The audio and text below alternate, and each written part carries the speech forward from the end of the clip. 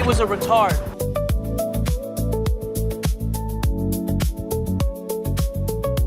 Well, I'm sick and tired of smart guys.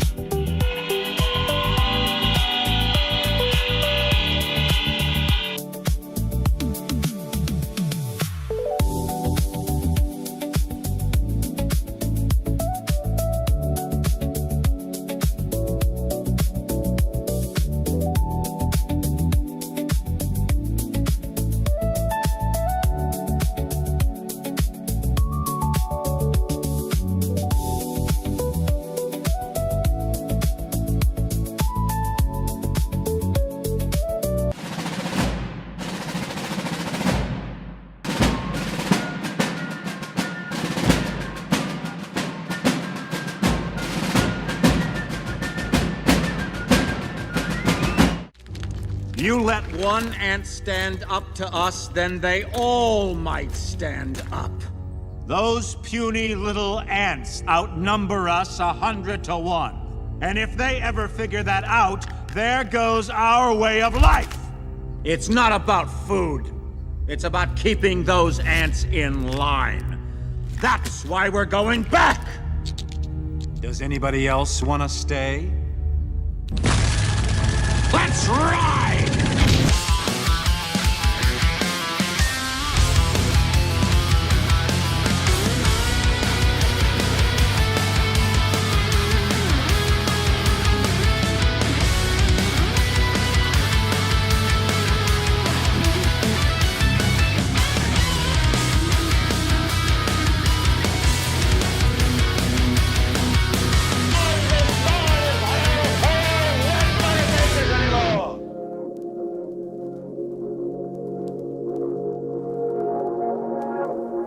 Okay. Getting it ready. Good evening, everybody. Good evening. It is the foist of April. It is April Fool's Day, or it's New Year's Day, depending on who you are. And I think our guest in the first half of the show tonight is looking at it that way. And that is, of course, Matt from Cultivate, Elevate. He'll be here in a couple of minutes. We're just going to be having some fun. So many things going on, things that are actually any second now they're going to blow this rocket off into space. Is that true? I'm watching the NASA stream. Oh, it's gone. I guess they already blew it off. Oh, whoops. I was paying attention to the stream, and of course I had to do a lot of show prep. And this Artemis II rocket was given the green light to launch anytime after 6:30 p.m. if the weather conditions were favorable. And I think that around 6:30 p.m. is when they were granted a 2-hour window of being able to launch whenever, if they had to wait a little bit, if conditions were unfavorable. And I have not, admittedly, I did not look at the stream a lot in the last half hour or so, and there is no rocket sitting there on the launch pad. So I guess it must have popped off. They blew their load. So, I mean, what do you want me to say? Where is the rocket? Is it on its way to the moon? Because that's where they say it was going. Is it somewhere on the other side of the planet? Did it crash down in the Indian Ocean next to Malaysia Airlines Flight 370? I don't know what's going on. See, and anyway, I want to hear what you guys have to say. Of course, there's so many occulted kind of things about this launch that are out there. I actually pulled a few of them aside, especially this one blog I was reading, Gregory Lessing. I forgot. And I was talking to Ryan Gable as well there too. The first thing that pops off is you couldn't have picked any other day other than April 1st. You know how many people are looking at you with a little bit of skepticism these days, as it is NASA, and you choose April Fool's Day to send a fantastically diverse group of people, astronauts, up to the moon for the first time in a half century, because that's the way it was billed. This is from NPR. Astronauts are launching to the moon today. I missed it. Before taking his last steps on the moon, NASA astronaut Gene Cernan made sure to scratch his young daughter's initials into the lunar dust. He had some parting thoughts for the rest of humanity, too. We leave as we came, and God willing, as we shall return, with peace and hope for all mankind, the Apollo 17 commander said before departing for Earth. That was on December 1972. Now, more than a half a century later, NASA may be about to fulfill Cernan's wishes. And as reported by Fox, there's one thing that we should all be very happy about, and that is that it's a flight crew of firsts. Among the crew are the first woman, first person of color, and first Canadian on a lunar mission, Jonathan. So as you know, everybody who's not black is devoid of color. There is no color. You are translucent. It's essentially like watching, like you're a cellophane man. So there's one person of color and 3 cellophane people who are going up into the moon. There's a lot of firsts happening here, and all 4 astronauts will represent the best of humanity as they explore the benefit of all. That is the words of the director of NASA's Johnson Space Center. And here they are in a magical photo op. Jonathan? Yep, best of humanity. They're going to plant a No Kings flag on the surface of the moon this time. Wanted to make sure that everybody coming to the planet from outer space knows, don't you dare try to be a king, because we don't suffer no kings down here. And that's what's going on with that. So I don't know. I didn't see the launch. I'm sorry. I could have given you guys breaking news. I was actually hoping that there was like some kind of like a thunderstorm or something that delayed it for a half hour, because you know how it is in Florida. You get about 15 minutes of rain every day, the most severe weather you'll ever experience for about 15 minutes, and then all of a sudden it's back to being in the oven, going right back into the oven. But we missed that. I guess we missed the storm.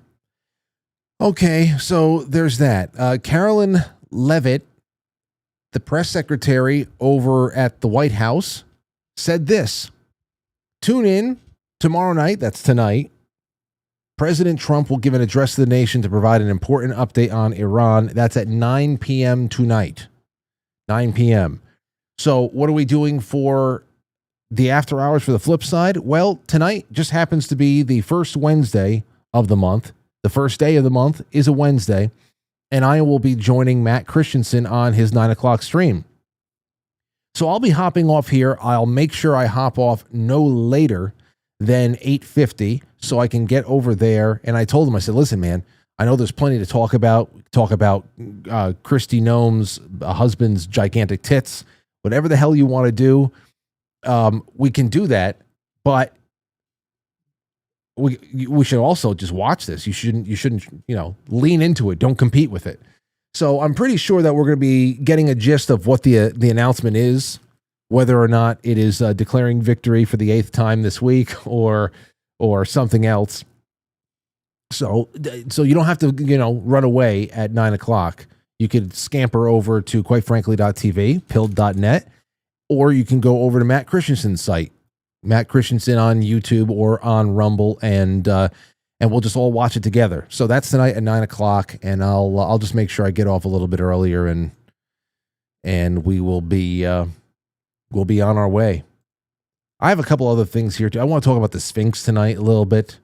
What's going on in Egypt? They say that a second Sphinx has been buried under the sand, suggesting a megastructure below the pyramids of Giza, which I don't really, it's always something that people are talking about. But this time last year, or I don't know when the hell it happened, we were talking about giant coiling structures that were underneath the Great Pyramid, and of course the prevailing theory of that week was that this was, a megalithic underground structure that told a tale about what kind of a power generating megalithic structure this really was, and where it drew power from the inside of the earth, and how and then of course we got nothing from it after that.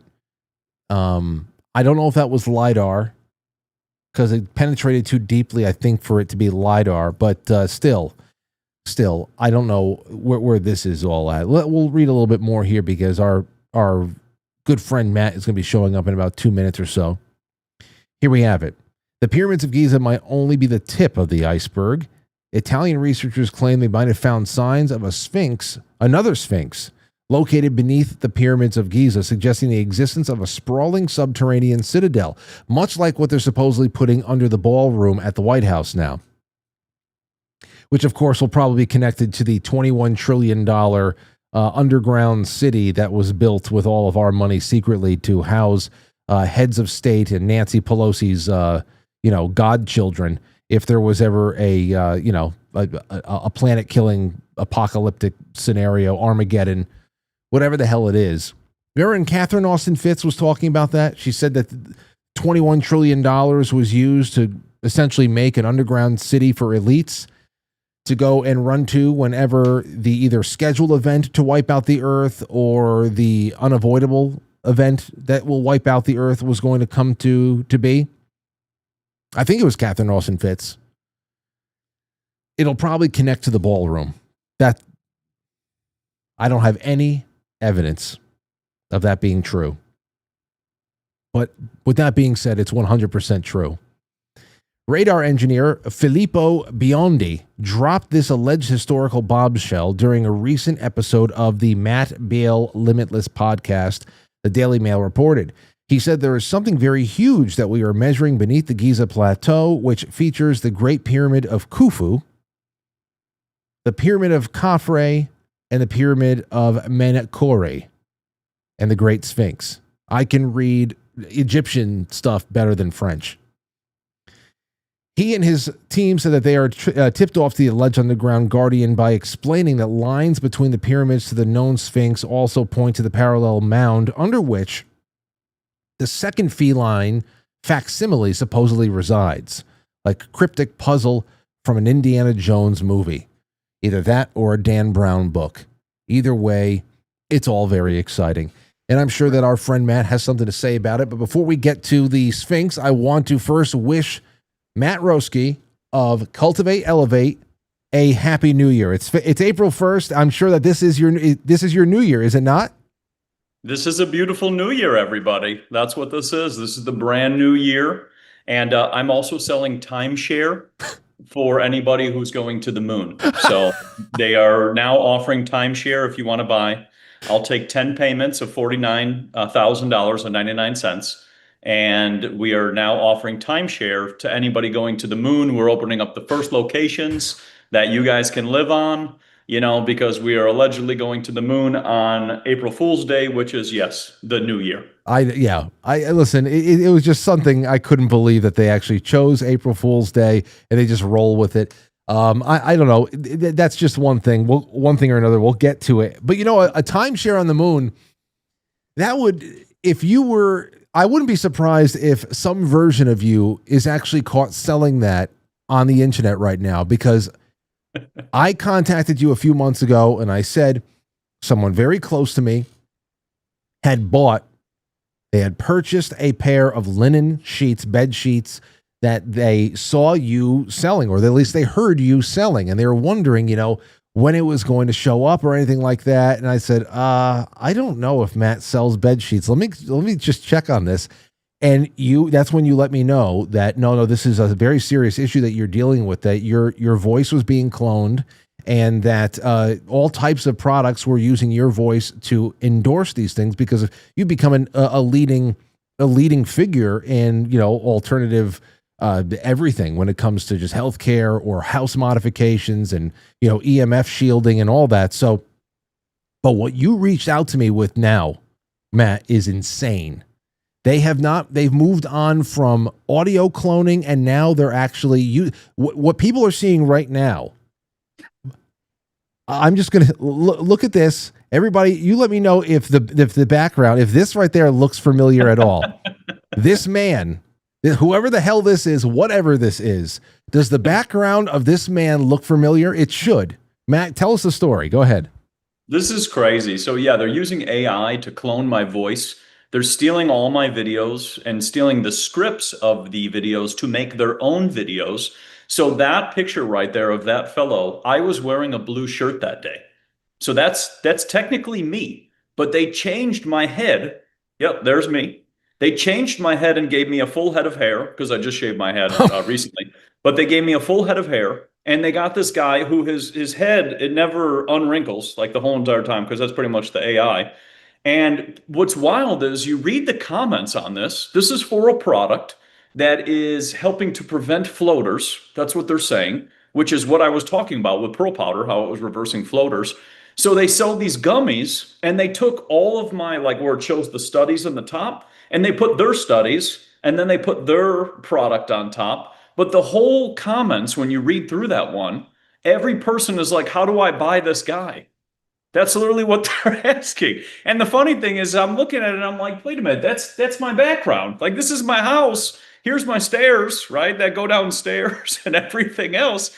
Like, this is what we are living in. So you don't even know what is, like, not to say real in this reality that we're being in, but through this, these digital screens that we are seeing, I mean, they're stealing your background and then changing everything and then turning it into a product. And the thing you said about the linen sheets too, this was crazy. So this company popped up out of nowhere. It was called Faith and Linen.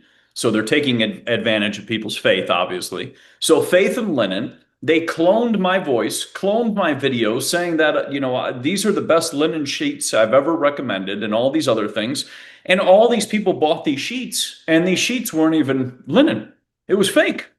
And it wasn't me either, too, because people are like, Matt, I bought your sheets. I'm like, I don't sell any sheets. Yeah. Like I'm working on sheets, but I haven't put anything out. Like this is all linen that I'm wearing right now, but I'm like, I haven't released anything. And they're like, but I got the linens. And I'm like, there's no linens. And they're like, the recommendation. I'm like, I don't know what you're talking about. Then I found out that this company cloned me, cloned my voice, and says like, I'm Matt, and I love these products or whatever. No joke. 3 months later, the company closes down, completely deletes their website. It says Arrow 404, and they vanish. And so people have to realize that this is what is taking place. That first fellow you showed with the AI, that's an ad. So that's on Instagram. That cannot be stopped. Like they are running ads with a person, literally this person doing this in my house, basically. Dude, that's creepy. Sued for trespassing. But, in my house. And then the other one with the Faith and Linens, that was with that. Then I had a guy doing copper ones where they were taking my videos, putting on their copper website to sell their copper cups and stealing that. And they were taking all the top influencers and showing them with copper cups. And if we take it one step further, there was one kid who I found, this young kid, who was stealing all my videos. Then he would take the script, turn it into AI, and he's grown his channel to, he surpassed my channel, 500,000 followers just using AI to generate videos. And people sent them to me, and I'm like, dude, this is me. I can send you the video. I know exactly the words because certain words I use, and me and you have done so many podcasts, but certain words I use are very particular. So I know that if I said a certain word, I'm really the only person who's saying that. So it's just, people got to be aware of all this. It's nuts. I know. And listen, there's a lot of people, there's a lot of this stuff going on right now.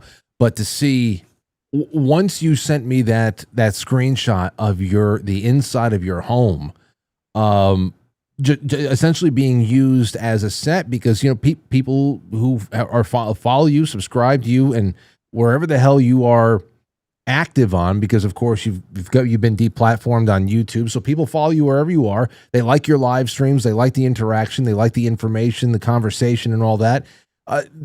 These people know that part of your is the setting in which that you're doing all of your streams.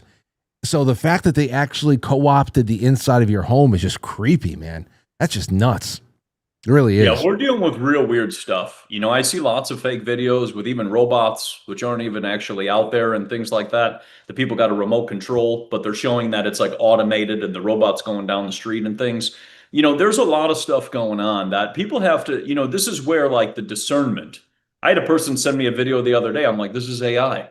And they're like, I didn't even think about that. I was like, yeah, this is just this is what we're moving into, where, you're going to have to, I saw this really good video where you put three fingers in front of your face, and then, the people who are AI won't do it because, obviously it'll get rid of their face and things like that. But yeah, we have to start moving into like these codes to pretty much say like, it's me, or I'm going to wear a shirt that says it's me or something, like, I don't know, something. But yeah, it's getting crazy with the technology. The good news is that Sora app, that was a piece of garbage. They just shut that down because it wasn't making any money. That was the one where people could take somebody's picture, put it in there, make a video out of them, and do all kinds of weird stuff. They actually just shut all that down. So the thing is a lot of this technology doesn't make any money, so if people are getting into the whole thing with stocks and, the market and everything with AI and everything else, none of this makes any money. So, it's going to lead to a lot of scammers. And this is where the Rockefeller document from 2011 talked about all this. And we're now living in that part where nobody would have faith in what they're seeing on the internet. And it would lead to, all these problems with scams and all these things. And the Rockefellers covered all that. They're the same ones who, orchestrated the pandemic. And then they said there would be Operation Lockstep. And then this is kind of where we are now today. So yeah, people got to be aware, where people are and what you're watching. You need to be aware of if it's real or are you just being scammed, And for me, just so people are fully aware, I don't put up anybody else's companies. The only company I ever put up is Amos Miller. If I'm not promoting Amos Miller, that's it. But other than that, I don't really talk about anybody else, or Twisted Sage for copper or something. But, I don't really talk about too many people because this is the thing. This is what happens, like what we just saw today. At the Jamboree, actually, that's where we got most of our food, from the Amos Miller farm in Pennsylvania, right? It's Pennsylvania? Yep, so they're the best. Yeah. And they were getting targeted by the government in 2024. Yeah. Most people don't know they were raiding them, and they still cannot sell in the state of Pennsylvania. It is still illegal for them to sell their own food to the state of Pennsylvania, but they can ship it elsewhere. I believe that they were also barred from when they were not allowed to sell their food and it was all going bad. I believe that they were also barred from consuming their own food. I think something ridiculous like that. Maybe if that's not, it was something ridiculous like that. Yeah, they sent a lot of government agents in there. They've done this with many farms. They send them in with AKs, and people are selling raw milk. Yeah. So this is the government. When people say I have faith in the government, I mean, they're raiding farmers. Like it's blatantly, disgustingly obvious, and protecting, pedos. So, this is the thing is I love them and they're one of my favorite and their stuff is amazing. And I will support them through thick and thin because they're doing it the real way. And I hate to say that most people think they're getting things at the grocery store, and a lot of this stuff is so processed. And that's actually the reason they went after them, was because they were not wanting to do the processing that the standards of the United States has, because they know that there's a lot of chemicals involved and, boosters and all those other things. So that was why they were actually attacked, was not for not complying with the regulations that like all these like meat houses and all these places have that are, in order to protect us. That's what they always tell us. Yeah. And of course, we know USDA organic badges are only as, I don't know, how much faith do you have in them? I've seen those. I've seen so many products with those badges get exposed in the past. So it's just one of those things where when you as close to direct the farm as you can get, just like with medicine and finding a doctor that is going to deal with you directly, home, house calls, staying away from networks that are going to, constrict them with one protocol or another, allow their training to actually take place and, exercise a little bit of informed consent. I think with food and healthcare, as close to the source as you can get, that's the best thing right now. And definitely thumbs up for Amos Miller. Yeah, the Sora thing real quick, just that's one thing that gets me. And I had read about that because it was really, really popular for a while there. Everybody's using stuff on Sora. They're making music. They're doing all this, they're creating mini movies and all that. But I read that it was costing OpenAI like $1 million a day in processing, and they weren't really, they say it was low engagement, but you think about $1 million a day. Yeah, I guess that's a lot for them. But is $365 million a year really that much. It makes me think.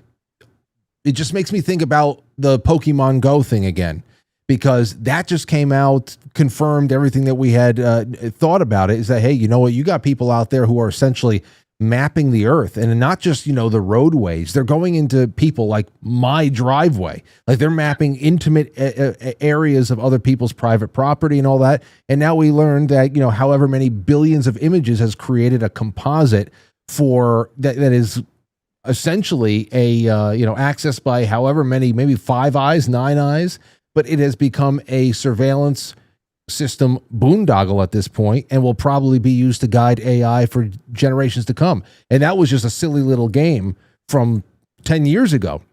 So who knows what kind of data they got from everybody using Sora for about 7 months. Well, yeah, and when people take pictures of their family members, I don't know if people really realize this, but there's a little square box that goes over people's faces when they go to take a picture, and then it stores it into a database, and it'll show it sometimes on your phone of all these are so and so and so and so. So yeah, when you get into why they give people this technology, that is the reason why. I mean, and that's the thing. That's why I try to keep everything as limited as possible. I mean, my phone is off pretty much, 99.9% of the time, other than if I send you a text in the middle of the day or something. But pretty much for the most part, I mean, that's it. Because the thing is these things just collect data. And that Pokemon game, I remember that kids were going around walking into streets, getting hit by cars. I remember at one time, just to try to collect, fake Pokemon or whatever that's in the middle of the street. But yeah, this is all data. And same with Sora. When you upload your stuff into this, where does it go? I mean, that's what people really should be questioning. I mean, my background, this is why it's just this, it's just generic. Because, the real question is, where is the data going? And that's the question people don't ask. And then if that data is then given away or sold or wherever, where does it go? And people have to realize that. And that's why, like social media, they do these things where they're like, oh, in the 90s, you see this now with Goo Goo Dolls. You hear the Iris song from the 1990s. And then in the 1990s, this is what my family looked like. Yeah. It's like you just gave, Facebook and Instagram all your family lineage or family history of the 1990s. Like, they've done this with those funny little filters they used to use on people. They do all that stuff. Yep. They found out on Snapchat that was to get all their facial recognition, with the dog filters and their tongues and whatever else. So, anytime they try to, I think of it this way. Anytime they try to give you something for free, it comes with a cost. And it doesn't seem like that, but they could get, I've gone through this on the phone. You go through the new phones and you look at the settings. You have Siri, which can take all of your contacts. It can take all of your pictures. It can take all of your texts. It can track all of your apps. And this is why I've gone through people's phones, like friends and family, where I turn every setting off. Because there are so many settings in the background where these apps and these things are taking all of your information. Some of them have access to your mic. So like, ChatGPT, this is great. People are, typing into their alien ChatGPT. It's recording your voice the entire time. It has access to your microphone and to your camera. And that's one of the permissions.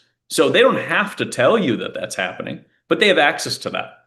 So, these are all things that's why I said, anytime they give you something, like even Sora, you go to upload this, but it now has access to all the rest of the stuff on your phone. So it's just something to think about with, the ongoing push of technology to get people connected to robots and maybe date robots in the future, with Elon Musk and things like that. Yeah, I know that the dating is already here. As far as today's launch in Florida, from your standpoint, where is Artemis II right now? It launched not too long ago. Everybody saw it leave the launch pad, but where do you believe the physical Artemis II rocket is right now? Well, I have a picture actually because I love to bring books into our chats because we always have great chats, so I wanted to bring a book, and it's called We Never Went to the Moon by Bill Kaysing. This is a great book. What a great title. This is the greatest book ever produced. And it's funny because all these like moon books where they don't go to the moon, they're a pretty penny. Same with the flat earth books, they're a pretty penny. So it's interesting how certain topics are like really, really expensive, when you got into this. When I was looking for this book, I found it for a cheaper price, but it's just crazy. And then you wonder, well, why would they not like want you to see, the picture of where what you just said, the rocket could be right now? Because that's kind of what we're seeing with the Apollo 11. That was the whatever you want to say, the way it was going. That's, you can kind of see that picture. And the thing is where that is probably now, it's probably in the ocean, because a lot of this stuff, when you get into the whole thing about us going to the moon, all of this stuff is it's theater. It's Hollyweird. It's Stanley Kubrick or whatever his name is. They never went to the moon. They're going to keep trying to tell us that they're going back. They keep trying to tell us that they lost the technology. I mean, the best ever is Nixon sitting on the phone calling the moon on a landline. And I was just making a joke the other day, like you can drive down the highway and you don't even have cell phone service, right? Because Arizona's gigantic. Same in New York too. I'm sure there's places. You don't even have cell phone service, but you're going to tell me that you're calling the moon? And what's interesting too is in the book by Bill Kaysing, he talked about how all the astronauts were dying. All the ones who went to space, they were all allegedly dying in car accidents and all kinds of things afterwards. Anytime he tried to interview them, like Buzz Aldrin, and say, like, please give me an update on all the stuff that you did in space, they would never do public interviews. And this is another thing too, like these astronauts don't do public interviews. They're not allowed to go out in the public. There's one interview that happened a long time ago where there's 3 of them sitting at a table and they just won't answer any questions. And he goes through it. It's just a money-making, or not money-making, just a money-burning thing to just fake things, left and right, and basically scam the public. And this goes into the whole thing with nukes, too, because when you fake space, right, when you fake space like this, then you can also fake something else like this on the other side, which is nukes. So you get to fake 2 things at the same time. And then you keep people in this either constant fear or, keep them in the illusion that we're going to have timeshares on the moon and you'll soon live on the moon, and this is the thing, as you get into all these things and you realize you're just being lied to on a constant basis. Like the government loves to lie to you because they can manipulate you, and then they can tell you, well, you can grow up to be an astronaut and you can go into space. And then it gets people into these industries, which are just make-believe, so that they can just burn money. And that's what Bill Kaysing talked about. It's just burning cash all the time on a program that's not actually happening. And the reason I say this, because a lot of people could be like, well, I learned differently. The whole reason that the Russians, during the whole space race, the whole reason that the Russians stopped doing the space race like we were doing in America is because every time they would send up their, astronauts up into space, they died. And if you think about that, if they keep dying, you're not going to send anybody up there anymore because they keep passing, so it's just fascinating when you think about that. And I've gone into the firmament and the dome, and Operation Fishbowl and why the government was trying to send up missiles to try to break the dome, so there's so much on this. And, it leads me, I got one more map for you, just real quick, because I love to collect these old maps. But that's a real cool one. That's the 1893 square and stationary Earth with the angels and the dome above and the firmament all around. And, it's fascinating, this topic, when you get into the whole thing with flat Earth too as well, because that's another one that during the 1800s, everybody learned about the flat Earth. But then after the Rockefellers took over the school system and you had the Great Depression and World War I, all of a sudden they eliminated all the people who believed in that. And the new kids coming up would believe in the space. And that's where I've realized, like, if you think of school, it's 18 years of programming, but it gives 2 generations of brainwashing people because those kids don't understand anything till they hit maybe even 25. So same thing when you get into like the space thing.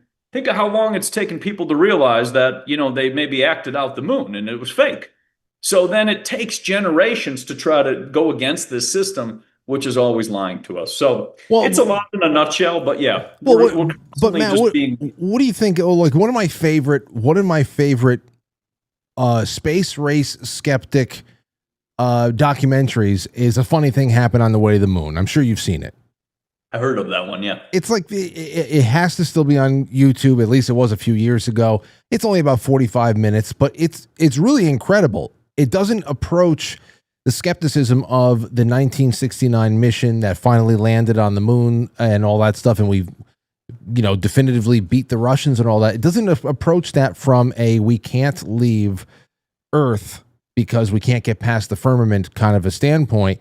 It takes it from a whole other level of what they believe were atmospheric impossibilities. The Van Allen radiation belt also they broke down a lot of the camera trickery that was being done from, high Earth orbit or low Earth orbit or anything like that, from inside of the actual capsules there to make it seem like they are farther away from the Earth that they were, to create almost eclipse effects with the cameras. It's a really interesting thing there, and like you're saying before, there is no limit. There is no I should say lack of very awkward and very strange encounters with former astronauts in either a man on the street settings or official interviews and things like that. Asking who the hell it was that was asked to swear on the Bible that they went to the moon, and they almost caused a fist fight and things like that. Now you can say that they're just being indignant of, to have to, I can't believe I even have to deal with this shit, all that stuff. And they just might be mad that they're even their big accomplishment is being questioned. But it's way too weird, all of those interactions about people who press astronauts about what they were really doing up there and if they actually went. So I know quite a few people in my life who can list all the reasons why they believe we never went in 69, or there was something else, that there's another reason why we were fed a movie set production of the landing to hide some other greater truth that aren't exactly flat earthers. So I'd like to, I'm not in a position, I can't actually have that conversation myself. I'd love to have somebody, I like to have to see that skeptic, because right now we have a lot of people will go sphere, Earth, globe ball, Earth, and then also flat Earth, and everybody's just going after like that. I would actually like to see globe Earth people who don't believe that we went in 69 versus flat Earth people who don't believe we went in 69, because at least there's one thing you hold in common. We didn't go in 69. And I just, I don't know, that's where I'm at with that. I'm just curious about where that conversation can go if we can get all the right people on a panel. Well, there's an interesting book, if people want to look into, that goes into how gravity is fake. It's called The Universal Gravitation, A Universal Fake, by D. Ford. And this one was the one that talked about in the 1800s that they were learning about how the Earth was flat. And it was only until everything changed with the Rockefellers and war and the Great Depression that went away. But yeah, it's interesting when you talk about this topic, because I just threw it out there, right? Like last week, I just went on a whole thing showing the flat Earth maps, every single thing of just different things, right? Because I think we should question everything, and we should question everything that we're living on. Someone said, well, what does it matter? Well, if they lie about one thing, right? That, let's say the Earth, we'll go with the shape of the Earth. Well, then they also lie about going to space. They also lie about having nukes. They also lie about the quarantine. This was a mind-blowing thing in here. Bill Casing talked about that when the astronauts, that allegedly went to the moon, when they came back, they had to quarantine.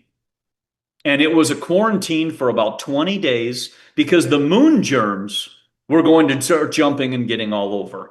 So you see, the reason I say this and the reason I'm using all of these examples is because during the pandemic, you had the quarantine from the alleged fake germs jumping all over and everything else. So what you start to see is you see the same playbook across all of these different things. And once you can spot one, you can spot it with everything. But yeah, I think people should be open to debates. I think people should debate with each other and talk with each other. People get really frazzled when you start talking about, different shapes of the Earth and things like that. It's mind-blowing that people get so, angry about it. And it's just, we should question everything, because in the last, I've been posting up this stuff for, 6 years now, since 2020, and it's now 2026. I've learned everything, like anything I can think of that I've learned to question. I mean, even this is radioactive glass, uranium glass, depression glass, and I drink out of it. And they would tell you that this is toxic, the government, once again. So it's like you get sold so many lies. And then I think just after a while, you just begin to laugh. So that's why, like, I've learned it's good to laugh, but we should have people talk about this because unfortunately, you waste so many years of school learning the most goofiest things that none of it relates in real life other than lies. And we should be having these open conversations. And I think that even your podcasts and posts and all these things and Instagram and all of this has really challenged that because it was like Benny Johnson or whatever that one guy is. He's always, not talking about the truth, but he put up a video about the Artemis thing, launching, and you read the comments and people are like, should we tell him, Yeah. that it's fake? Like, does he know? And all these comments, and that's actually where I wrote, like, we should sell you a timeshare, right? Like, I'll sell you a timeshare for 49 grand.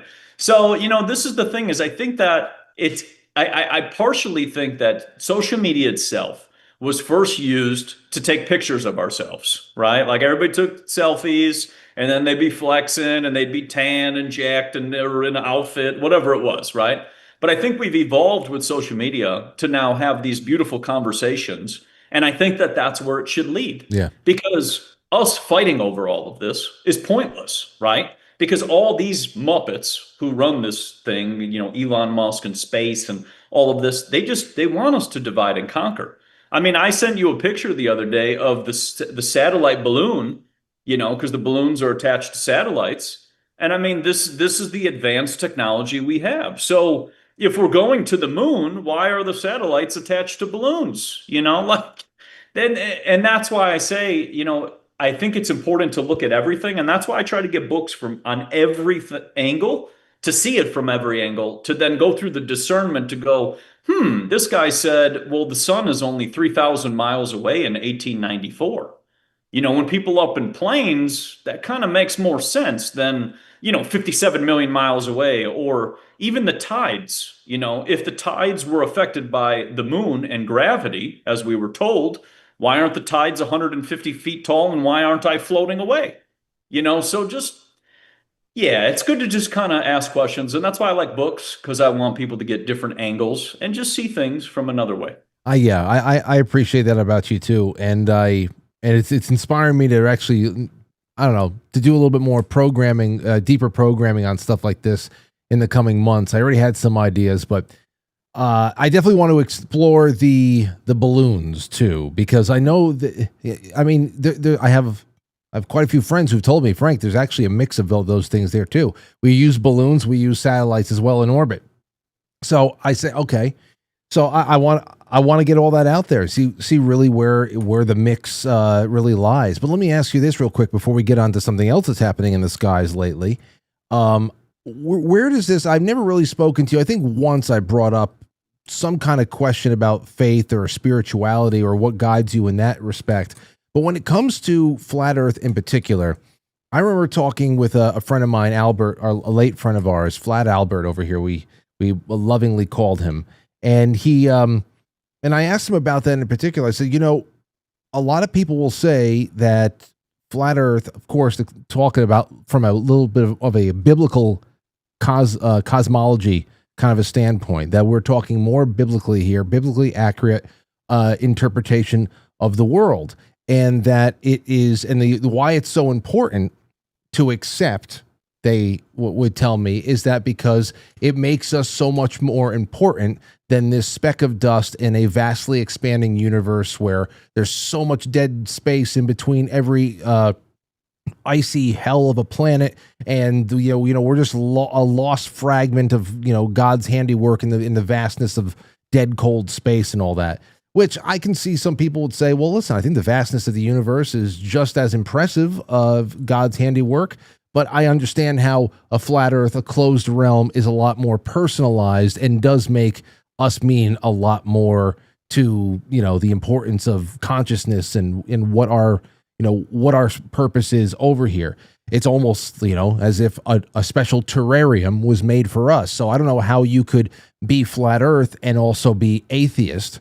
So I wonder, like, where does how does that affect you from a spiritual standpoint? And is it a biblical worldview, or is it something else that I haven't considered? So, I mean, it's the connection to the divine, and even in this map, that I was showing as well too, there are angels all throughout this map. And this is the thing, I had an experience in 2017. I took a whole bunch of pre-workout. I brewed my own pre-workout before I went to the gym, and I saw halos. And I saw halos around people, and I saw no halos around other people. And yes, this was a homemade brew. Like, it was a whole bunch of herbs that I used to brew up before I would drink. And I saw the halos around some people and no halos around other people. And that moment kind of changed everything, where I kind of started thinking about things in a little different way, right? Because we're told there's NPCs around us. And then if you think about, too, the people who are here, they have the halo around us, and they're connected. Like, their soul is connected.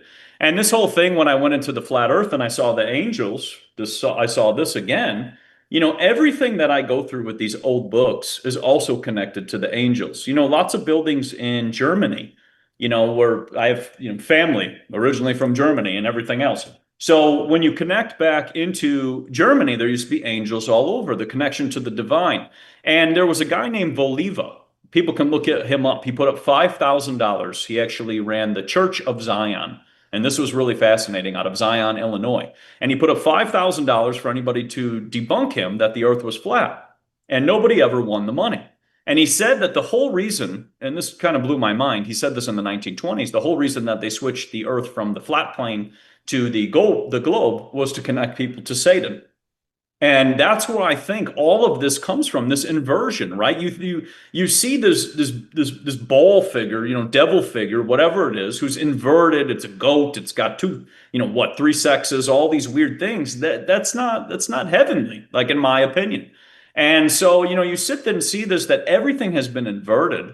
And this really it makes me just kind of see that there is much more. Like you said, they just said that everything exploded and we magically appeared, because science is disconnected from nature. Science lives in a white box with a white lab coat, looking at a petri dish, telling you about these bees that are on my Palo Verde tree and why they're doing what they're doing. And I realize that there's much more to that. There's the spirit of us. And this is why me and you connected. Like, deep down, everybody I always connect with, I always feel like you are spiritually connected to that person. You meet that person for a reason at a certain time in your life because you are spiritually connected. And this just goes into just how we're being disconnected. You see this. Like, you see this post, I've seen it with many videos, where people, I mean, at this point, I think people need to be spiritually connected because they're so disconnected and believing the narrative and the lies and everything else. And it's crazy, because if you go into the battle of light and darkness and good versus evil, and this whole entire thing, I mean, this has been going on for a very long period of time. And that's why, like, the more I go back into these old books, the more I see angels. And then it makes me start to wonder, and this is just my thought, these old world buildings that me and you have covered many times, who built this? Was this people, or were these angels who actually built this? Because there are too many statues of angels. I mean, they're everywhere. And that is always the first thing which is removed from all of these buildings. Anytime they would do these reconstruction remodels of even buildings by you in New York City, they had angels on top of them. That is the first thing they took down. It said abundance, it said love, and it said faith, and it said freedom. And you have to wonder why you would remove all four of those worlds and all the connection to the divine, unless you're trying to invert everything and make it the complete opposite. So people believe that they are living in hell, but they're not. We live in beauty, and it's all around us. I sit and watch these beautiful bees every single day. There's beauty all around us, but we can interpret it as it's completely being flipped, but nature's beautiful. And so that's kind of my whole thing on it, and why I do what I do, because there's much more, and I'm just over it. I'm honestly over the inversion and the nonsense and the lies and everything else. And that's why, like, I'm here to challenge it. And I feel like that's why I was put here. And that's what it is. I get you. I get you. I sometimes you lose me when I think about, okay, well, who made these things? I said, well, I believe human beings who appreciated the beauty of the divine and how we're connected to it made those things. And you can also just say, without ascribing the construction process itself to angels, you can also see how over the course of a few hundred years alone, society's civilization can be completely subverted and debased, so that we start slipping into these more brutalistic Soviet style constructions that lack any kind of beauty and any kind of objectivity, and it becomes, what we see now with modern art, which is really just a pile of dog shit with I don't know, with a gay flag stuck in the top of it. I don't know what the hell they're. Well, that's where I go. I like thinking outside the box, and I like thinking very fantastical sometimes. But also, there sometimes Occam's razor does still come into effect sometime or another. It has to be. It can't be all that crazy. Though I do believe in the crazy being a very prominent part of reality that is suppressed or is not even bothered to be taken a look into these days. One thing I'll say. We'll be brought to now is over the next couple of weeks. I don't know when it's going to be. Tonight, I think we still have to be told what's going to be, what the direction of this new war is going to be first, before we start getting the UFO and the non-human intelligence disclosures, which we're being promised almost every day now. It's crazy what's coming out. But as far as what's going on in the sky, yeah, there's the fireballs over Ohio. The ones over Texas looks completely strange. They look like they're like have tails of sparks, and they're actually changing direction and flying around like they're kites. But then there's also just more traditional UFO kind of footage that's coming out, and you never know what's AI these days. This one is out of Helsinki, and they look a little bit more like we're talking about Phoenix lights here, which I'm sure is very well known around your parts. And they're flying in what kind of looks to be fleet-like. You say, well, are those planes? Are those, it looks like it's just 2 points instead of a triangle. Whatever the hell it is, we're getting stuff like this now from Stephen Greer, who I used to flock to whatever platform he was talking on. All of those documentaries, all those appearances on Coast to Coast. Then I realized this guy says the same thing every time he's out there, but only this time he's warning, whereas everybody's saying that we're going to get some really cool disclosures about the nature of what is out there, that it's not our technology, that it's something else. Our vice president just the other day made reference to this being demonic and not anything that's actually, intergalactic biologicals. And then we have this statement from Stephen Greer saying that, well, it's the fake alien invasion is almost here. So it doesn't matter what side you're on. There's dubious limited hangout characters that are waiting to embrace you. And just listen to this for a second and let me know what you think. The big one would be this, what Werner von Braun warned about on his deathbed. He said, he said, we are going to hoax an alien attack on the planet. It's all a lie, but it will trick and fool almost everyone.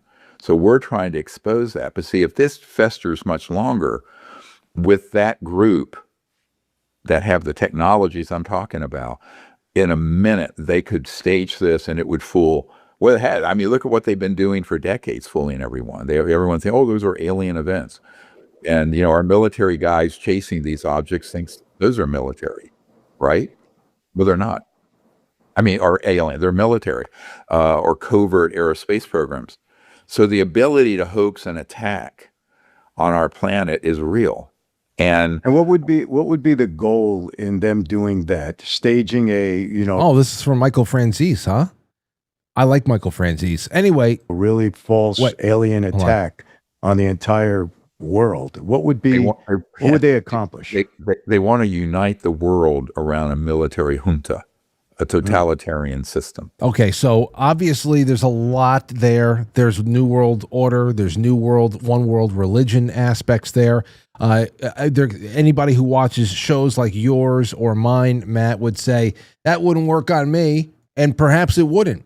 because a lot of us, all the COVID stuff didn't work on us either. It didn't mean that we didn't live under the yoke, the pressure of millions of people around us who didn't think for themselves and fell in line. And that's why I called COVID flu beam, a Project Flu Beam. It's like you swap out a virus with aliens and you're going to get the same effect. So I understand the whole Project Blue Beam thing is not going to fool some people, but you don't have to fool everybody to make this effective. But again, like I said, on either side of the coin here, there are dubious limited hangout characters that make you wonder, okay, so what side am I really on?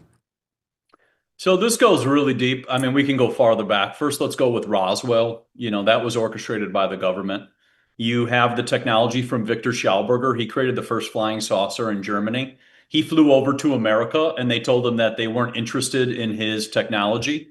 And then when he flew back, he died. But they still got his technology for the first flying saucer. A couple years later, Roswell happens, and then people start freaking out. People have been programmed with the book War of the Worlds. That whole thing, that book was read to everybody in high school. I mean, I had to read that book. And it was about an alien invasion, that took place over the radio. Yep. And people were freaking out. And that was a psychological experiment to see what would happen with this. Now what you're showing, those pictures that are up in the sky, those are drones. And so over here in Scottsdale, Arizona, there was the largest Scottsdale hotel over here. It's actually an old world building turned into a hotel in North Scottsdale. I forget what it's called, but they had a drone show. They had thousands of phone calls. This was 4 years ago. They had thousands of phone calls that they had to stop the show because people freaked out that they thought that aliens were literally invading the hotel. They had thousands of drones flying around doing all different types of formations and creating pictures, and people were freaking out. Literally, they called the police, they called the sheriff. It was a really big deal about 4 years ago. So the government will do the exact same type of thing of putting stuff in the sky to make you believe that aliens are going to come and get you, like the movie Mars Attacks, and then we're like all going to band together and get our shotguns and shoot the aliens and, fight them. Meanwhile, it's us, and whatever. And then Stephen Greer, perfect example. I'm glad you put him in there. That was the man who used to take people to the desert who could remote view. So like, let's say me and you could remote view. He would invite us out to the desert so that we could see the aliens. The CE5. Yep. And then he would then call the feds on those people and get them arrested because he's a fed. So, you get into him. He's backed by BlackRock. The whole alien thing, you get into a lot of funding by BlackRock. You get into Gaia, which is that popular TV show that always was, predicting the aliens, and people were saying they're doing Akashic readings and they're talking to these aliens and things like that. That's all funded by BlackRock. BlackRock loves to fund that stuff because, like you said, that's the next one, right? People are realizing that this war with Iran, is a scam, right? People are waking up and realizing that, we're invading a country because of the tiny hats again. The tiny hats love to put us into war and they control our politicians and things like that. So now they're like, oh, well, oil prices are going up, right? Diesel is $7 over here, which is the record high. That's the highest it's ever been in the history. So, things are getting kind of, shaky. So now they're like, okay, maybe if we send lights into the sky, we can now distract the people with the aliens. And this is the thing I say is because they do all of this to keep the attention, right? It's the energy, it's the attention. Because now people are going to start thinking, oh, aliens are coming. I got to be prepared for the aliens. I don't even need to worry about what the government's doing over here. But if we all band together, we can then fight the aliens. But yeah, I don't think there's anything flying around. I don't think there's the technology. I think that there's a lot of technology that's already been here. Like we've already had for a very long period of time, and they just roll it out. Like the book I'm reading now, it's called Zapped, and they talked about how the military had the first cell phone with cell towers in 1947. Now, the first cell phone did not roll out to the people till 1971. So, that's about a good 24 years right there. So that's a huge difference. And then obviously they banned lead paint at that exact same time too. But that's the thing. You see this and go, they have this, and they're going to orchestrate things, And they want people there. Now you saw like they're doing the Artemis, like you said. So they do the space thing because people are already looking up. They can't see the chemtrails, but they can see the aliens. You know, I know. It's too good. It is. It is too good. And but at the same time, Matt, with everything else, it can't. It's been all retch, no vomit. And you know, for so many years, you can kind of milk this story about there being, you know, denials, and then a few admissions. Just string people along, give them something to hope for. Admit that Area 51 is an active base. Admit that there are some weird things that are going on at S4 and Wright-Patterson. You know, just give people things. Give people really incredible whistleblower interviews and testimonies, and then of course, tons of unexplained things going on in the sky. And you know, there's so much that we don't know about what's available. I'm sure that there's so many. There's most of everything that everybody has seen has been explainable in some way, even though it's not known colloquially, and therefore is exotic enough to think that you just saw something special, which you did. But the real question is, who's behind it? Who's the mastermind? And the longer this goes on, the whole idea about, okay, well, we're going to tell you a little something, just like with the JFK assassination and everything else, you're losing people's interest at this point. If it's going to be a tool that can be useful, you're going to have to eventually deliver something. And if that means a grand spectacle in the sky that is supposed to be out of this world and galvanizing in some way, it's going to have to happen, because you know what? If any of this shit was going on in 1997, 1998, around the time that the Phoenix Lights actually, you know, gripped the country for a little while there, we'd all be waiting with bated breath. Give us the next thing. Less and less people are caring. So when that happens, I think to myself, okay, well, you got to escalate something, and it's got to be the whole enchilada. So when the hell are we getting it? I just wonder. I mean, that's the thing. Like I said, they want us all to band together, you know, and not see that they're the terrorists, because I realize they are the terrorists. But yeah, I mean, it's all these events that they've been building up the people. They even used to have those festivals, I think, in like Las Vegas, you know, like you were just saying, by Area 51, where they sell merchandise, right? You turn a whole thing into like an event, and you're like, oh, there's these aliens coming, and we'll sell you millions of dollars of merchandise. You know, so they've grown that one so much, and that's what they do. They use these events, and then now, like I said, because people are paying attention too much to the war, and they're understanding, you know, how this has already happened. There was already like the Yom Kippur War, which was really interesting, but there's already like the same events, and the oil shortage in 1976, which I put up how the ex-Shah of Iran said we're still importing the same oil. And it's funny too, because 2 days ago, I put up the video showing that I went to the government website. So our government website, and you can look up all the imports and exports of the United States. And the exports and the imports are actually at their highest level ever. They're higher than last year and the year before and the year before that and the year before that. So when we go into these whole, you know, shortages, well, the numbers speak differently. So like you said, even during the pandemic, you know, you had empty hospitals the entire time. You had dancing nurses and TikTok nurses and whatever else pretending like there was something, but they're dancing and having a fun old time. So, you know, this is the thing. People have to just, like I said, take off the blinders, go out in nature, look around, and put on their common sense hat, and then sit there and think, like, would the government do something or stage something to, you know, kind of take advantage of me? And at this point of this track record, that seems to just be ongoing, you know, even since 1776, because the more I dig. But, you know, since then, there has been these types of events, and this seems to be the next one. Yeah. Okay. Well, hey, let me ask you, since you said going out in nature, let me ask you one last big question, and that is with all of the latest of the Sphinx. Now, last year, maybe it was last year, or maybe it was the end of 2024. I don't know. Somebody was using ground penetrating radar to underneath the Great Pyramid at Giza, and they saw what they thought were 4 coiled columns that people were going apeshit with all of the theories about what this could mean for energy generation and the true meaning and the true function of the pyramids back in their heyday when they were, you know, when they were brand new and fully, fully in use because they're not tombs. Now we have at least some reports of that there might be a second Sphinx under the first Sphinx, and which of course begs the question about whether or not there is even essentially a second city under the surface out there in Egypt. So you are the type, and we've talked about sphinxes, and pyramids showing up all over the world. Some say in the Grand Canyon. I remember a pyramid being reported somewhere in the middle of the Rocky Mountains. I heard that called into one time on Coast to Coast. And there are people saying, no, debunked, or it's not true, or whatever.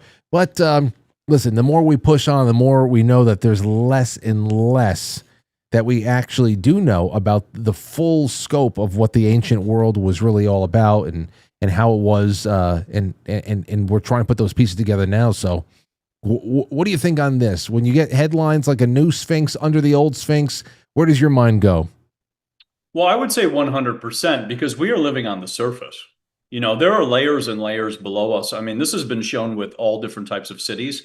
For example, if you go to the UK, a lot of their cities are called the New City, and the old city is from 600 years ago or 700 years ago, and it's deep down below. And they've shown this. They've actually dug down into the earth, and they found another city. So same thing with the pyramids, that's all sand. So you have to also wonder why the pyramids now have sand all around them, and all of the greenery from 1787, because that's when it used to be very green. That's the picture right there. Where did that all go? Right? And now you can say they did build the dam, so they have disconnected some of the water, right? That's one thing. But you look at that and you see a lot of greenery. So, this is the thing. When you look at these pyramids, the pyramid itself is a preservation shape. I've actually gone into this. It's called the Book of the Secret Pyramids, and it's by Ed Petit, and it's a really cool one. And these shapes actually can preserve things indefinitely. If you put food in a pyramid, it can preserve it indefinitely. If you put apples, if you put fruit, if you put animals too, they noticed that they would just petrify. They actually wouldn't rot, and they wouldn't develop mold and all these things. So that I thought is really fascinating, and that was by the work of Ed Petit. And the Guide to Pyramid Energy, which is a phenomenal book on all the experiments done with pyramids, and I highly recommend it. And it actually relates to radium, which we'll talk about next. But these pictures right here, you can see different people used to live in that area. And this is the crazy part. When you start going through these older pictures, you see very different people. You see different sphinxes. You see different pyramids. You see a big statue right there. I can see that one right in the center. Which one is this from? How old is this likening? These are 1700s. So most of these photos that I sent you, these are from the 1700s. So you're getting a very different depiction of time. And the reason I say people get a very different depiction is because, the Rockefellers shut down Egypt. Most people don't know that they spent, I think it was like about $30 million to shut down Egypt from 1910, I think, to 1940. I think it's a 30-year window where they completely rewrote all of the history. And they removed things, and they destroyed things, and they demoed things, and all of this. And this is the thing, like when people are looking at these big, majestic buildings, that were allegedly built by slaves, which is a lie, and they use papyrus, to move 500-ton stones at perfect dimensions and align them perfectly, and use compositions that we can't even replicate. Like we can't even make concrete that comes close to these stones. And that's the thing. That's why when we go back into what we were talking about the connection, to the divine and the angels and something else making this, because the perfection is so perfect. Now you can get into alchemy and cooking things up and everything else, but at this magnitude and this scale, these pyramids are huge. And it was interesting because I was watching an interview where this guy was saying how you can't go below the 7th floor of the Pyramid of Giza. You're not allowed to go any lower. There's levels below there. So that's at level 7. And then as you go farther down, there's another still maybe 20 levels. And this is why I think they attack Samir in Bosnia so much with his pyramids of Bosnia, because he is showing how there's all these underground tunnels underneath the Bosnian pyramids. And that now starts to make you question, well, who built all of this, right? If there is a Sphinx underneath the Sphinx, who built that? And then you get into carbon dating because, this is another one of those lies that have been sold to the people. They use carbon dating. It's like a PCR test. They can just make up the numbers and say that this is 30 million years old. And I've started to realize that this stuff is much more recent because even that photo I sent you with Egypt of 1787 and it being green and can be and water and everything else, that's recent. That's 200 and something years ago. That's not that far back. So I've realized you can change things in real time. And, another thought on these pyramids, because I think of stone in these different processes that take place. What happened if an event happened which now turned whatever those pyramids used to be? Maybe they were made out of copper or bronze or brass or something, and then turned it to stone. Because when you get into alchemy, you can change something from one into another. And it's like kind of if you look up Jordan, Jordan has those, it's the petrified buildings that are in the mountains. It's like some event happened and these buildings now have turned to stone. And that's where, if we're going to take it to one next step, because we might as well just add this in here because we got everything. This is where you get into radium, right? So this is a radium water bottle that I've been drinking out of to explain about how radium is perfectly healthy. But radium is going through a changing process where it's changing the air into helium. So when you get into the alchemy of things, right? Like when you go to eat something, when you go to drink something, when you go to use something, when you go to burn something with fire or anything else, you can change it into a different state. So, you have to wonder, basically when you think about these pyramids, there's so many questions of what the materials are made out of. And there's a radioactive energy that comes from these pyramids. And that is part of the preservation I've learned. They somehow learned how to tap into the ability to preserve things inside those pyramids. And they've always talked about how people would live to, say, 800 years, right? You always hear about people living to 800 years during that time. Imagine if you could understand using certain materials. So like this is radium in here, this is clay. And when you put something in here, I've done these tests with bananas, apples, oranges, they don't change. They don't get black spots. They don't get mold. They don't change at all. It's like they're just frozen in time. So it makes you wonder if they understood something with these pyramids, and that's why they don't ever do any discovery more than like what you said. They'll scan the ground and show you what's below, but they won't go anything more because it adds too many questions for people to ask. And then all of a sudden it challenges their entire narrative of 1 million slaves built this. Right? Because when you start asking, why is there a Sphinx underneath the Sphinx? Well, then who built that? Because there's no slaves down there, right? The slaves that they tell you. So, and how did all that sand and then all those levels of layers go up above there? Now, in the Great Flood that everybody has learned with the waters above, right? And the Great Flood that happened and Atlantis and all of that, maybe that's part of this. You get into Donnelly's work with Atlantis, and that's what he kind of talks about. And that could have caused the flood, which made the sand move over the sand. But this stuff is indestructible. And that's the other crazy part. Like you think about the materials that they use, they were indestructible. The stuff is still standing. We build buildings that fall apart. Like, yeah, it's just the pebbles are falling off and it's like breaking down. And to your point, a lot of people, whether, it's those people who like have spent all their time studying the Sphinx and also the surrounding pyramids, people like Robert Schoch or others, Graham Hancock, anybody who looks at this stuff and says, I think that what we're seeing here is actually water erosion, that we're seeing, water lines from an ancient catastrophic event or something like that. And then that is where we really start seeing the sediments and what affected it the way that it was. And so I know, yeah, I've heard a lot of that. I think it's definitely plausible. It's definitely plausible because I don't know how they could be even slowly deconstructed for other projects and shit like that in the way that this does. It looks like it was done with like one scrape and almost like it's scarred in some way. And to your point about the radium, which is pretty crazy. How old is that right there, by the way? You found that on some, or is that like a newly constructed one, or is that because it looks old school? This is from 1914, I believe. Yeah. No, 1912.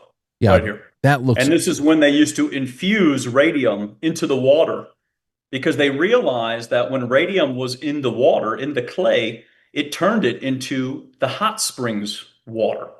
So that's how hot springs, that's how where the heat from the hot springs comes from. It comes from the radium, the thorium, and the plutonium that's actually in the water.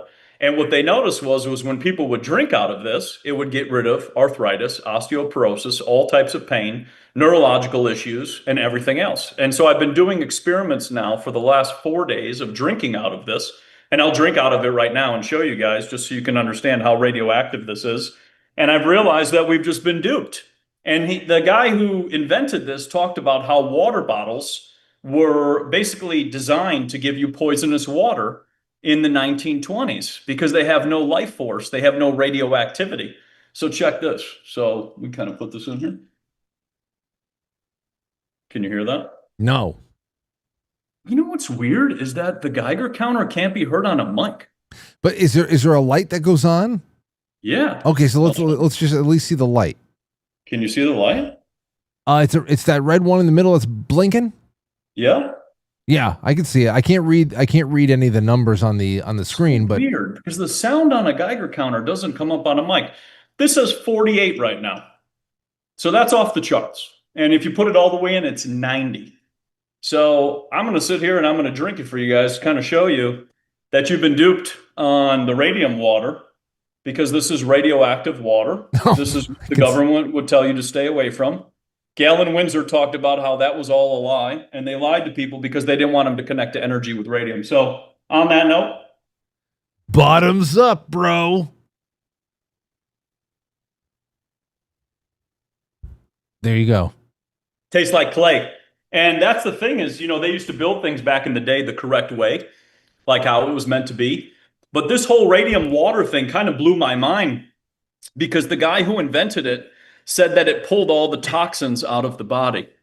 And it made me think about what is the number one thing that the government scares you about? Radioactivity. Uranium, radium, they make people wear whole suits. They got hazmats. They got this whole thing. If you've got radon gas in your house, they want you to install a filter, which is like $100 million project that they've made so much money on lying to the people. And just so people have a book so that they don't think that I'm just kind of like, pulling things out of hot air. There's a great book called The Hormesis Effect by Jane Goldberg. And this talks about all of the lies of the government on radioactivity.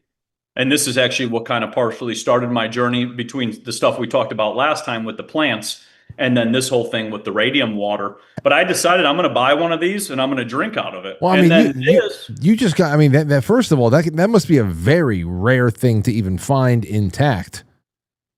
Yeah, there's only so many left over, actually. And that's why I wanted to collect one because, my whole thing is challenging everything, right? And asking questions about everything. And they feared people so much into this topic. This is such a fearful topic. When I was telling people I was going to drink radium water, they're like, your jaw is going to fall off. Because the tiny hats put a picture in the newspaper of a guy's jaw who fell off after drinking radium. And what people don't know is that guy was actually a guy who got blown up in the military. And it wasn't from radium. So they lied to the people to get them away from this. And it's made me start to think, why does the government own all the hot springs? So all the radioactive hot springs, the government owns them up by you in New York. They own them over there too. They own quite a few up here. Yep, they own all of them. Why would you own all of them? And it made me start to think when I was reading the book of the guy who made this in the 1920s, he said that it pulled toxins out of the body. And it got rid of inflammation, pain, arthritis, and these things. But it made me think of all the boosters that they put into people. And what happens if the hot springs, and this is just a thought for people to kind of think about, because why did the Rockefellers go to the hot springs? Why did the Rothschilds? Why does JFK? Why do all the presidents attend these hot springs? People can look all this up. They're all going to these hot springs. So it's almost like somebody understood how to pull the toxins out of the body. So they put the toxins into us, right? The lay people, or whatever you want to call us. You can get into all the names. But they put it into us as the helicopter comes. That's how it goes, Yeah, right? just watch But out. they put it into all of us, and it's a military helicopter. So they put it into all of us, but then we never could figure out maybe the true solution. And if you think about it, you're 80% water. Yeah. And when you go into bringing in the most purest water, even if you think of like holy water, right? They're kind of showing you a little something. Maybe there is this connection to the hot springs and this connection to the radioactivity that's in the water. So this relates to, people finding water. And I just want to throw it in there because with the pyramids, there is radioactivity. And that's the part that causes the preservation. So if you think about it, the same thing with our body, maybe we are missing the radioactive element, which is causing us to then age. And it's just a thought that I want to leave everybody with, but just, stuff to think about. Stuff to think about. I'm looking at it right here. It's the closest, while there are no thermally hot natural springs in the immediate vicinity where I am right now, I can find historic mineral springs and natural pools. I think the closest I would have to go is Saratoga. That's 3 hours. That's not a bad drive. Saratoga is beautiful. Maybe I'll go there next weekend. Or maybe at some point. That'd be great. I now I'm going to have to look out for this because there's hot springs all over the place, but they're not natural. Mm-hmm. And you got to look into that. Okay, well, listen, Matt, before you go, because we did so much stuff, and not to open up this can of worms, because I know you can talk 5 more hours on copper alone, but just because it's so closely related to, that the water jug that you have there and the long held beliefs about what's good and what's bad and all that other stuff. I did read recently about how copper was used in swimming pools before chlorine. Due to, copper's antibacterial properties and all that stuff. And it kept water, pretty, or at least cleaner, free from bacteria. I don't know how well it was. I've never been in a copper, treated, pool before, but I did read that recently that before chlorine and shock treatments became something that was a little bit more prevalent with pool owners around the country, that, copper infused pools were the way to manage the health of the water. Yeah, this goes back into how everybody used to have copper pipes, and that was what was keeping the water nice and prestige. And they also used to have lead pipes too, which they still have to this day too as well. So that's another rabbit hole for people to look into. But yeah, the copper thing is what it does is it helps keep the water in its structured state. And that's pretty much, when you're getting into copper, it's protecting the water. It's protecting the water from the radio frequencies. This is why the government is attempting to pay people to get rid of their copper pipes and switch them to plastic so that they can get the frequencies into your home and they can watch you, right? Because that's the whole point of Wi-Fi and Bluetooth and all this garbage they sell people. But yeah, when you get into the olden times of people having copper, this is an interesting one. When you think of holy water too, that is copper and zinc. Most of the churches and cathedrals that you would walk into, their area that they have the holy water in, that's actually copper and zinc, that's brass. And they would actually also sometimes hold a cup, the little chalice, the little cup that they would hold. That was brass as well, too. So there's this connection if you want to get into the energy or electrical connection. And then people used to drink out of copper all the time. I mean, you get into all the copper glasses. People used to cook with copper. They used to use copper and tin in their pans. You only could use a low heat, but you could cook. And now we use high heat, which is the complete opposite and things like that. And then when you get into, your brain, your connective tissue, your collagen, all of that requires copper to function. And one of the highest copper sources that people just don't eat anymore is peanuts. And once they put, peanut oil in the boosters and made people allergic so they could sell them an EpiPen, Oh, wow. then the peanuts began to go away because you weren't going to eat your peanuts for patriotism anymore, because these companies didn't want people eating peanuts because they're loaded in copper, they're loaded in zinc. That's a theory. And peanuts grow like crazy. They're a superfood is what they are. And peanuts feed your private parts. Because think of it, they look exactly like that. So if you remove a food away, that people used to consume that also looks like something that provides nutrients as well too, then those areas also begin to fall apart. So there is always an agenda, and I've gone down the peanut rabbit hole. You got George Washington Carver. He had 300 invention on peanuts. You could run an old diesel engine on peanut oil. So this whole oil shortage, gas shortage, there was a water car, number one, so people are aware. But number two, there was also cars that ran on peanut oil. And if you get rid of a crop, a staple crop that every person used to eat, people grew up with, you go to baseball games, everybody's eating peanuts, everything else, you get rid of something like that. Well, that takes a staple away from people. And now you've switched them to this sweet almond instead of the bitter almond, which we can't even say that word here on this platform. Yes. But you have now switched people from the bitter almond to the sweet almond, and then now they've lost all those nutrients. So you get into copper, and it's pretty remarkable. Well, then, as we say good night here, Matt, there's a couple things I want to do. Number one, let everybody know about Cultivate, Elevate. You are not only a purveyor and a sharer of information, and people love your streams and all that, and I love having you on. But you preside over a wonderful high quality supplement chain, and a brand, Cultivate Elevate, that you just it's cultivateelevate.com. Check it out, everybody. But I wanted to do something special.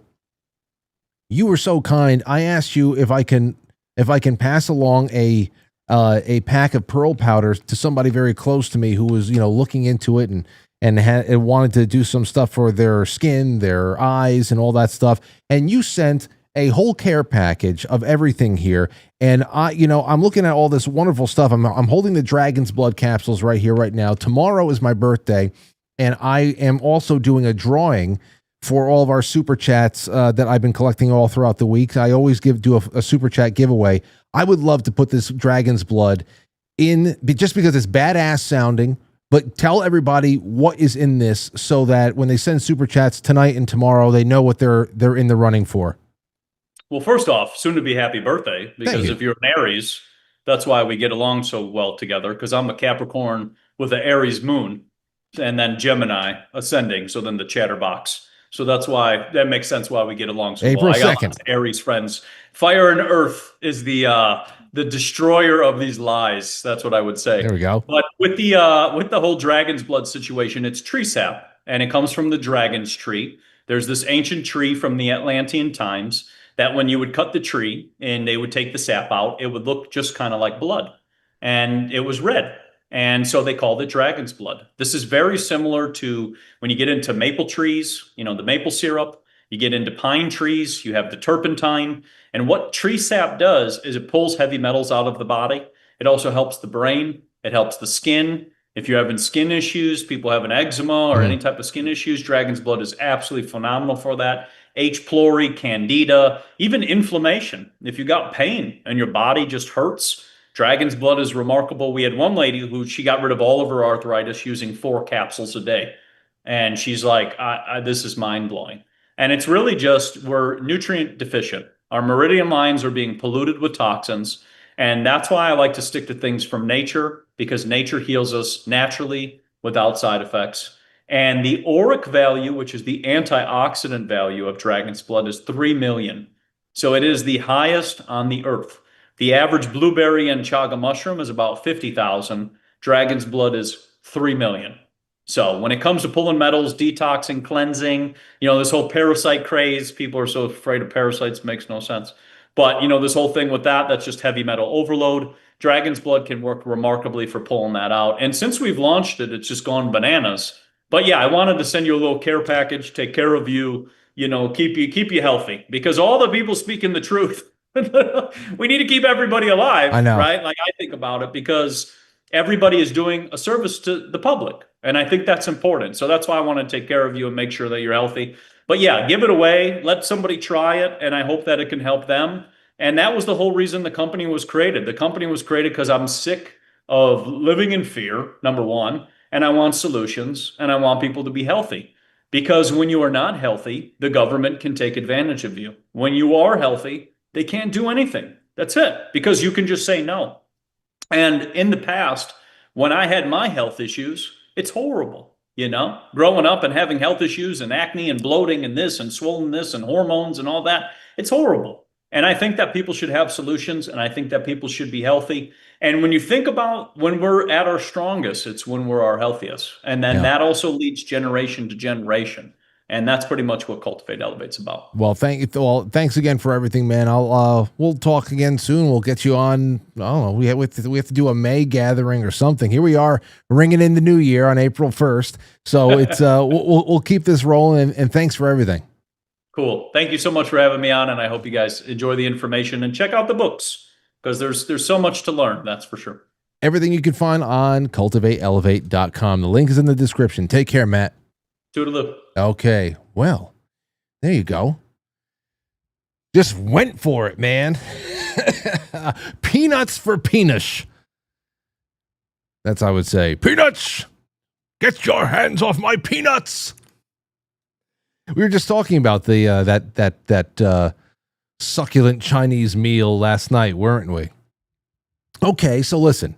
I'm going to read through your super chats. I got a couple other things here, too. It's 8:30. I only got a few more minutes before I jump over with Matt to Matt Christensen. Although it's the night of the Matts over here, and that's what I have over there. But you know what? Listen, do me a favor, everybody. We've been talking for 90 minutes. If you will just entertain me for a second, I would like to thank a company who's actually helped me bring this show to fruition tonight, and that is, of course, Verso.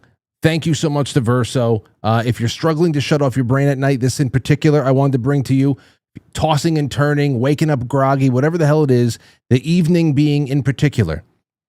My favorite nightly ritual. It's a delicious, science-backed, of course, it's a nightcap powder, clinically studied ingredients, magnesium, the glycine, the L-theanine, the saffron extract, no melatonin, so you're not going to be foggy the next day. You're just going to have calm, deep, restorative sleep.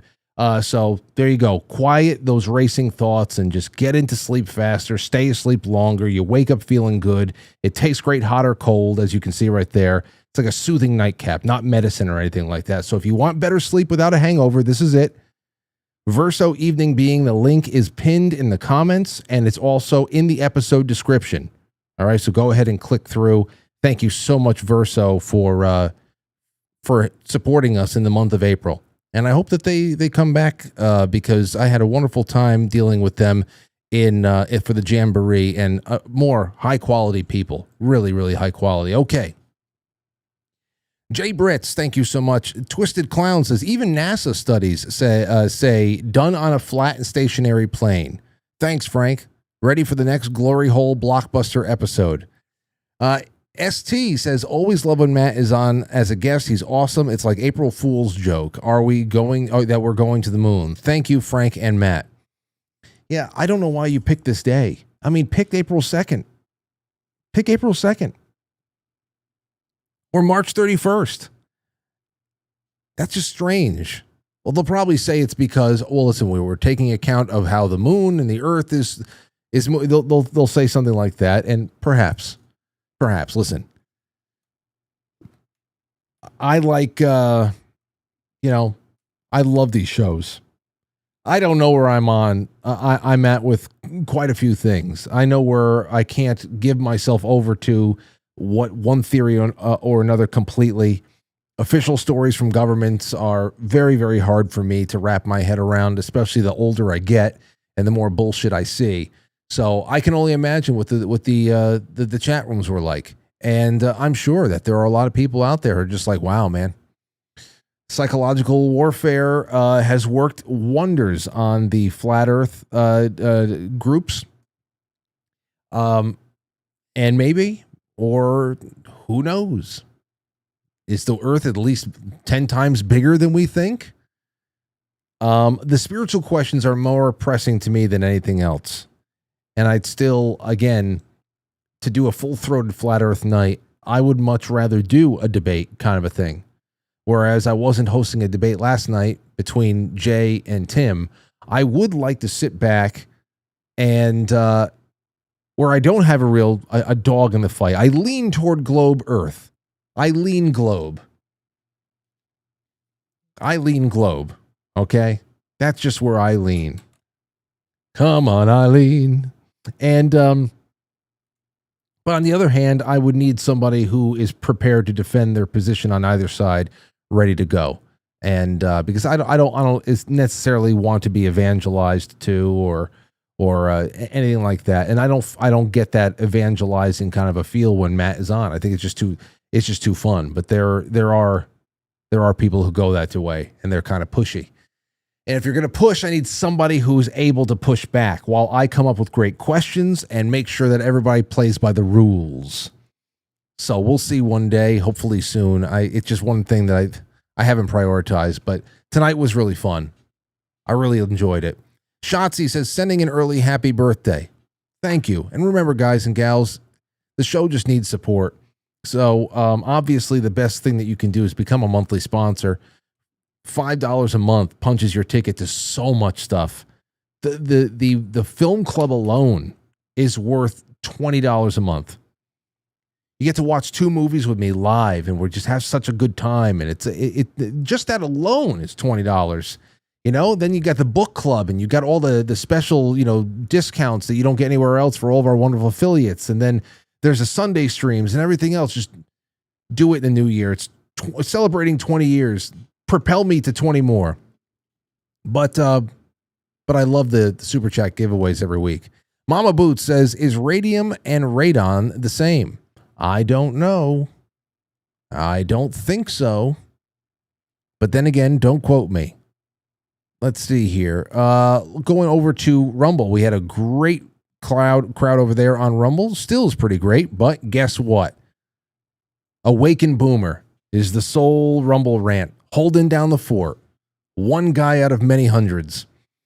Awaken Boomer says, evening, Frank. Always nice to have Matt on. Thanks for the compliment yesterday, but the only reason why I try to say anything interesting is not to just sound greedy. I'm in it for the loot. I know you are. And one of these days, Grady, you're going to win.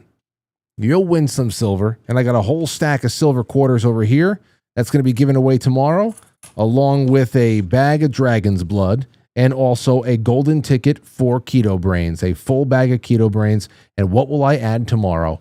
You just can't tell. Okay. All right.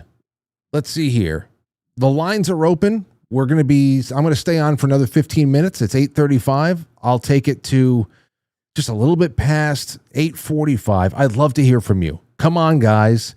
Give me a buzz. There's many of you watching out there. It's 914-200-0269. I want to hear from you because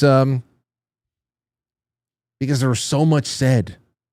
So you either agree with something or disagree with something, and I want to hear about it one way or another. 914-200-0269, and let's kick this one off. In the meantime, there's something else I wanted to do. Oh, here's a call. King Santino, what's going on? Good evening, my friend. Hello.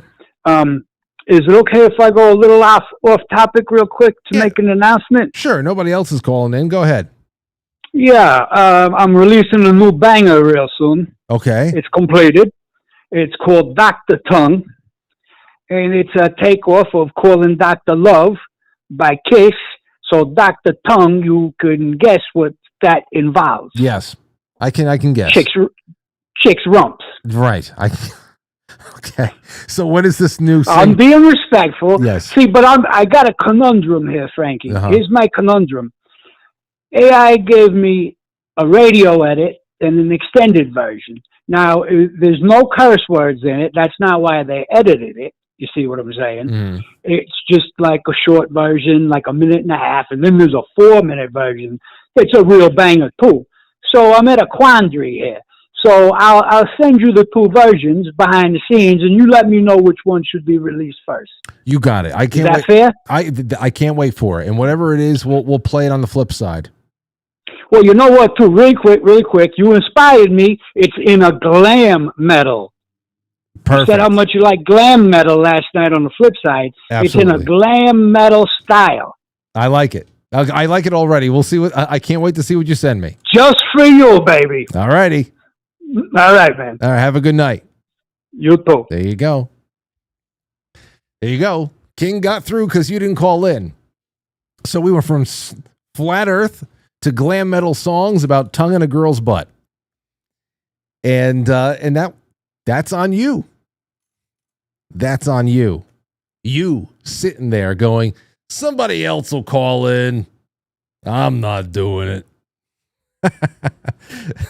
All right. I can't wait to see what King sends me. That'll be a good one.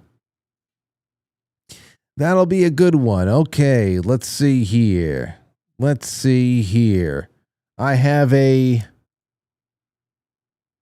malevolent interdimensional beings.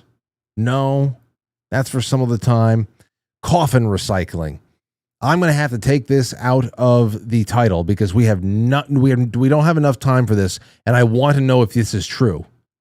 Some people say it is, and I got to maybe we'll do it tomorrow or something like that. 706, you're on the air. Go ahead. Yeah, real quick. I won't wait to talk to Frank, but I went to the basement. I found this uranium bucket, right? Yes. And I just happen to have some water and a cup at bucket, and what do you know? I got some peanuts, too. You know what I'm doing tonight? Oh, it sounds like a party. Man, we're going to rock out. Man, I'm going to be so hard you won't be able to scratch my shit with a diamond. That's it. So horny. I'm out. He can see gravity. So horny he can see gravity. There you go. A uranium bucket, some water, and some peanuts. It's over. Watch out, Ron Jeremy. 541, you're on the air. Go ahead. Brother Frank, it's your friend Zoe. Hello, Zoe. My friend, your birthday tomorrow, mine on Friday, back to back. Happy birthday to both of us. Happy birthday to you, yes. Hey, loved Matt tonight, dude. It made me flash back what he was saying.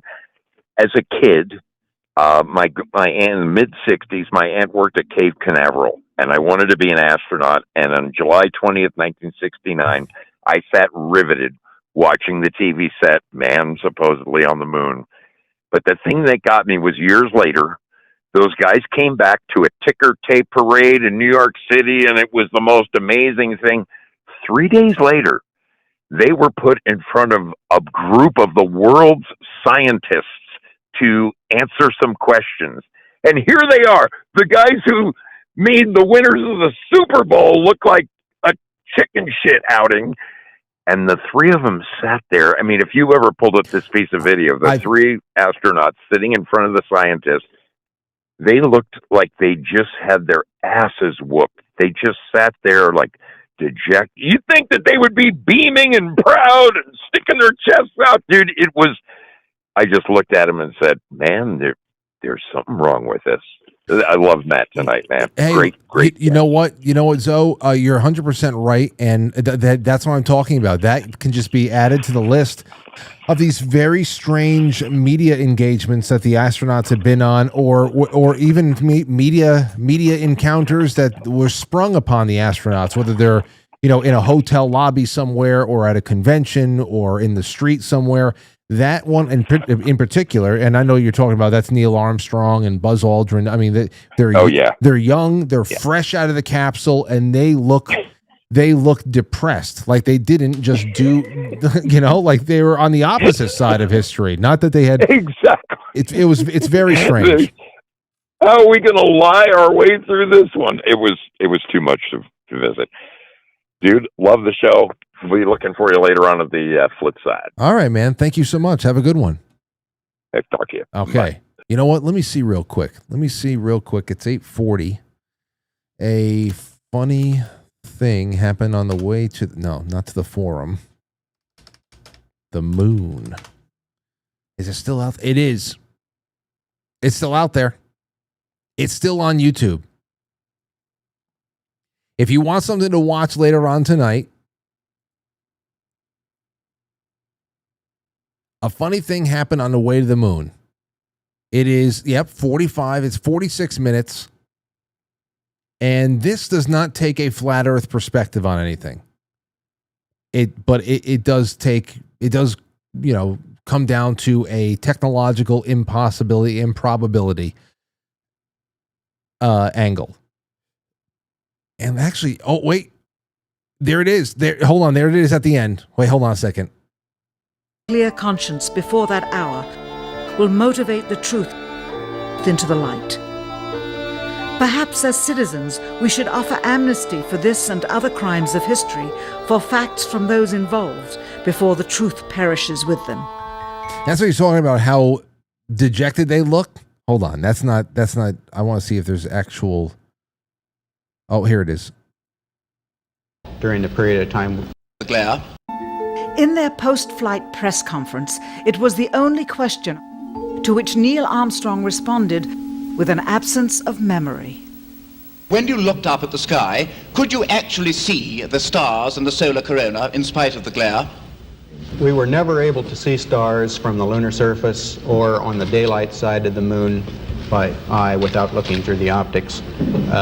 I don't recall during the period of time that we were photographing the solar corona what stars we could see. I don't remember seeing any.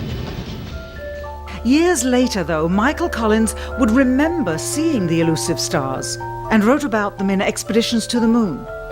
It seems his memory improved the older he got. Okay, so, I mean, this is a classic one.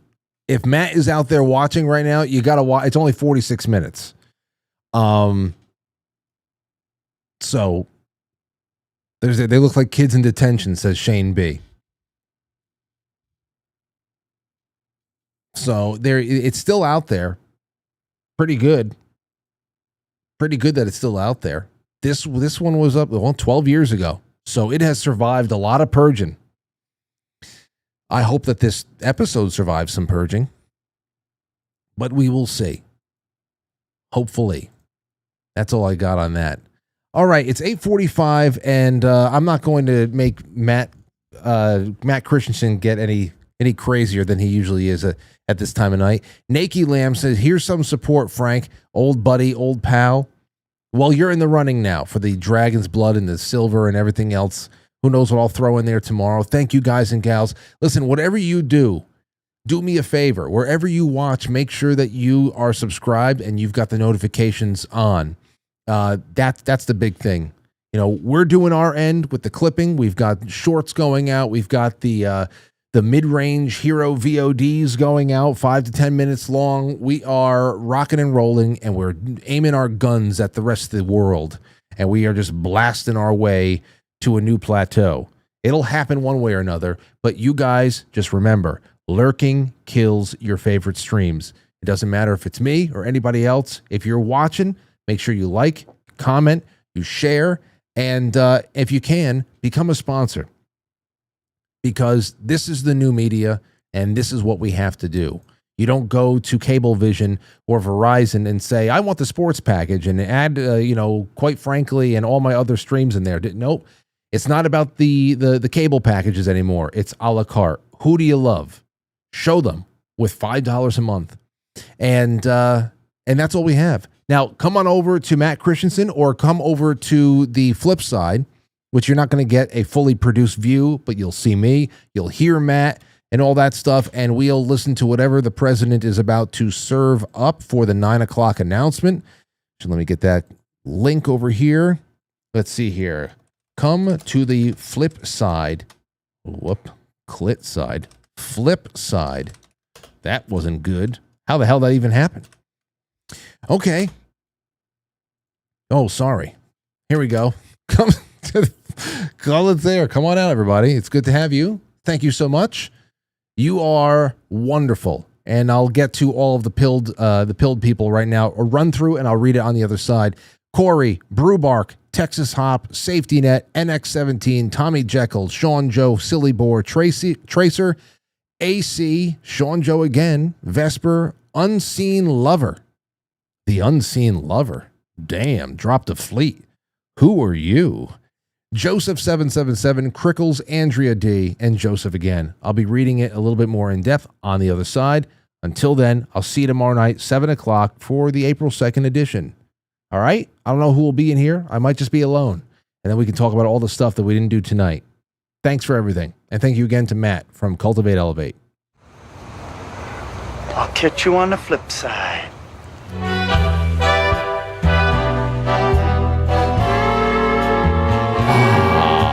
Quite Frankly, film before a live studio audience. And now I'll check you out on the flip side. Have a good night, everybody. Take care.